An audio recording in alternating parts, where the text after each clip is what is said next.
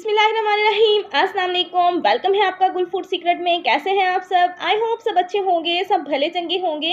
तो फ्रेंड्स, आज मैं आप लोगों के साथ शेयर करने जा रही हूँ शिमवारी बीफ कढ़ाई की रेसिपी, जो कि बहुत इजी तरीके से बन जाती है। तो फ्रेंड्स, बकरा ईद आ रही है, तो आप लोग ज़रूर इस रेसिपी को ट्राई कीजिएगा। आई होप आप लोगों को बहुत पसंद आएगी। तो फ्रेंड्स, आज की रेसिपी स्टार्ट करते हैं और देखते हैं कि मज़ेदार शिमवारी बीफ कढ़ाई कैसे बनाई जाती है। फ्रेंड्स, अगर आपने मेरे चैनल गुल फूड सीक्रेट को सब्सक्राइब नहीं किया हुआ तो मेरे चैनल को सब्सक्राइब कर लें और बेल आइकन को प्रेस करना मत भूलिएगा। इससे ये होगा कि मेरे आने वाली हर न्यू वीडियो का नोटिफिकेशन सबसे पहले आप तक पहुंचेगा। शिनवारी बीफ कढ़ाई बनाने के लिए मैंने यहाँ पे आधा कप लिया है ऑयल। आप घी भी यूज़ कर सकते हैं। इसके अंदर मैं ऐड कर दूंगी 1 किलो बीफ, जिसे मैंने अच्छे से धो लिया था। और अब मैं सारा बीफ जो है वो इस ऑयल के अंदर ट्रांसफ़र कर दूंगी और बीफ को मैं तब तक फ्राई करूंगी जब तक कि इसका कलर जो है वो चेंज नहीं हो जाता है। तब तक हमने इसको फ्राई करना है जब तक कि इसका कलर रेड से ब्राउन नहीं हो जाता है। तकरीबन 2 से 3 मिनट्स के अंदर जो है वो बीफ का कलर जो है वो चेंज हो जाएगा। तो तब तक इसको फ्राई कर लेते हैं।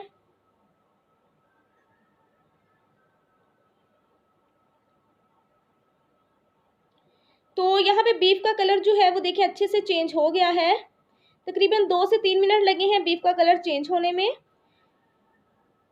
तो अब मैं इसके अंदर ऐड कर दूंगी ginger garlic paste.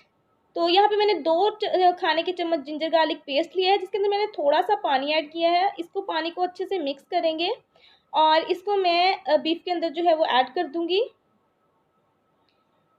Ginger garlic का पेस्ट ऐड करने के बाद मैं इसे 2 मिनट तक और फ्राई करूंगी, ताकि जिंजर और गार्लिक का जो कच्चापन है वो ख़त्म हो जाए।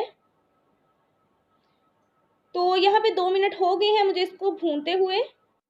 जिंजर और गार्लिक का कच्चापन जो है वो बिल्कुल ख़त्म हो गया है। अब मैं इसके अंदर ऐड कर दूंगी 4 टमाटर, जिसको मैंने 2-2 हिस्सों में काट लिया है।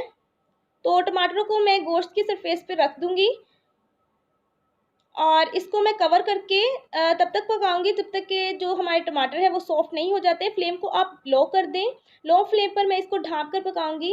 तो यहाँ पे टमाटर जो है वो अच्छे से सॉफ्ट हो गए हैं, तो मैं इनका जो छिलका है वो उतार दूंगी। तो जब टमाटर सॉफ्ट हो जाते हैं तो इनका छिलका जो है वो बिल्कुल आसानी से उतर जाता है। तो यहाँ पे छिलका जो है मैंने उतार दिया है सारे टमाटरों का। तो अब मैं इसको अच्छे से टमाटर के पानी के अंदर जो है वो 2 मिनट तक भूनूंगी, ताकि टमाटर जो है वो अच्छे से मिक्स हो जाए।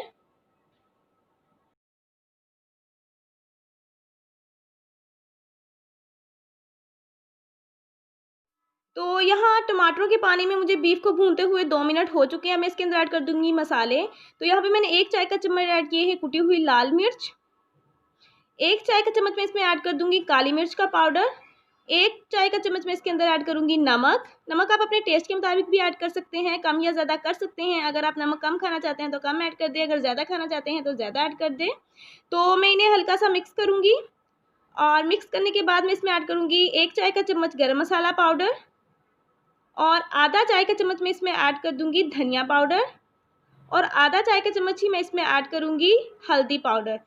तो इन सारे मसालों को मैं अच्छे से मिक्स करूँगी। थोड़ा सा मैंने पानी ऐड किया है ताकि जो सुरख मिर्च हमने ऐड की हैं वो जल ना जाए।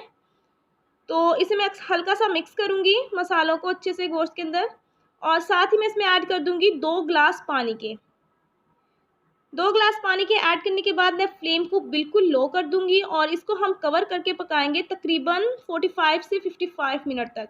बिल्कुल लो फ्लेम पे पकाएंगे यहाँ तक कि जो हमारा बीफ है वो अच्छे से गल जाए। तो यहाँ पे 55 मिनट हो चुके हैं मुझे इसे लो फ्लेम पे पकाते हुए, और बीफ जो है वो अच्छे से गल गया और शिनवारी कढ़ाई जो है वो बिल्कुल रेडी हो चुकी है। तो मैं इसके ऊपर जो है अदरक और सब्ज़ मिर्च जो है वो स्लाइसेस में मैंने काट के रखे हुए हैं, उनके साथ मैं इसकी गार्निश कर दूँगी। फ्लेम को हम ऑफ कर देंगे और हमारी मज़ेदार शिनवारी बीफ कढ़ाई जो है वो रेडी हो चुकी हैं। आप इन्हें गरम गरम चपाती के साथ इसको सर्व करें, नान के साथ आप इसको सर्व करें, ये बहुत टेस्टी लगती है। तो फ्रेंड्स, बकरा ईद आने वाली है, आप लोग ज़रूर इस रेसिपी को ट्राई कीजिएगा। रेसिपी पसंद आए तो लाइक और शेयर ज़रूर कीजिएगा। न्यू है तो मेरे चैनल को सब्सक्राइब कर लें, और रेसिपी के मुतालिक कोई भी क्वेश्चन हो तो आप कमेंट सेक्शन में मुझसे पूछ सकते हैं। मैं इंशाल्लाह आप लोगों के क्वेश्चन का ज़रूर आंसर दूंगी। तो नेक्स्ट रेसिपी तक के लिए मुझे इजाज़त दीजिए। मुझे भी अपनी दुआ में याद रखिएगा। अल्लाह हाफिज़।